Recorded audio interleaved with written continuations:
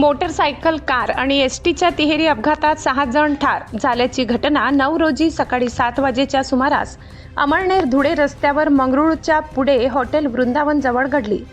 Motorcycle क्रमांक MH18C 8719 आणि ST bus MH13CU 7540 हे तीनही वाहने अमळनेरकडून धुळ्याकडे जात असताना समोरून धुळ्याकडून येणारी कार 4 चाकी GJ19AF 3147 यांची एसटी आणि मोटरसायकलला जोरात धडक लागली. धरणगाव येथील मोटरसायकल स्वार जागीच ठार झाला, तसेच 4 चाकीतील महिला आणि पुरुष असे एकूण 6 जण जागीच ठार झाले.